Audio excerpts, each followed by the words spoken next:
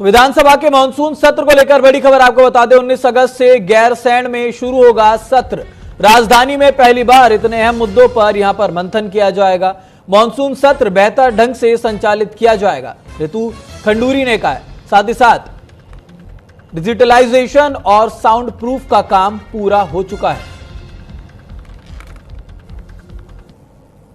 पूरी तैयारी है। मुझे जैसे मैंने पहले कहा था, पिछली बार हम लोग ने यहाँ पर सत्र इसीलिए किया था क्योंकि मेरी वहाँ तैयारी नहीं थी। इस बार हम पूरी तरह से तैयार हैं।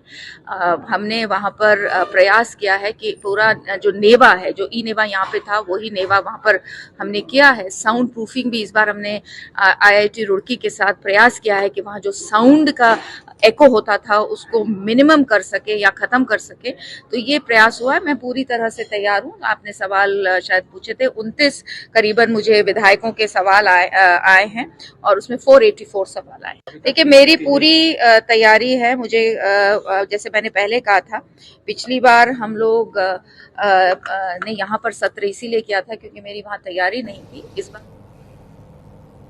तो उत्तराखंड पंचायत चुनाव को लेकर पार्टियों ने पूरी ताकत झोंक दी है। बीजेपी ने बूथ स्तर तक पार्टी को मजबूत करने पर चर्चा की। देवभूमि की जनता राष्ट्रवाद को चुनती है। मुख्यमंत्री ने कहा है, हर चुनाव में जनता ने बीजेपी को आशीर्वाद दिया। उत्तराखंड में पंचायत चुनाव के पहले चरण के मतदान की तिथि नजदीक आ चुकी है। बीजेपी और कांग्रेस ने अपने समर्थित प्रत्याशियों को उतारकर प्रचार में पूरी ताकत झोंक दी है। वहीं बीजेपी संगठन ने बूथ स्तर तक कार्यकर्ताओं को सक्रिय कर दिया है, जबकि प्रत्याशी घर घर जाकर जनसंपर्क कर रहे हैं। तो वहीं बीजेपी को उम्मीद है कि प्रदेश में विधानसभा और निकाय चुनाव के बाद अब त्रिस्तरीय पंचायत चुनाव स्तर पर बीजेपी को ट्रिपल इंजन की सरकार बनने जा रही है, जिसको लेकर मुख्यमंत्री पुष्कर सिंह धामी ने कहा कि देवभूमि उत्तराखंड की जनता ने हमेशा राष्ट्रवाद और विकास को प्राथमिकता दी है। उन्होंने कहा, हर चुनाव चाहे लोकसभा हो चाहे विधानसभा हो, स्थानीय निकाय जनता ने बीजेपी को आशीर्वाद दिया।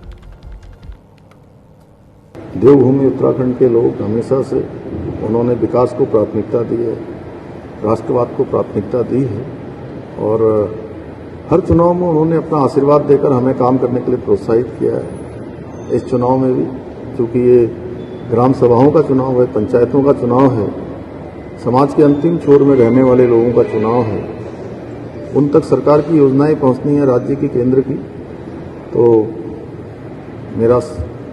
मैं यही कहना चाहूँगा कि जैसे उन्होंने चाहे लोकसभा हो, विधानसभा हो या नगर निगम हो, नगर पंचायतें हो, नगर पालिकाएं हो। मेरे साथ इस बुलेटिन में तैयार बने रहे। देश दुनिया की तमाम खबरों के लिए सिर्फ न्यूज़ इंडिया पर।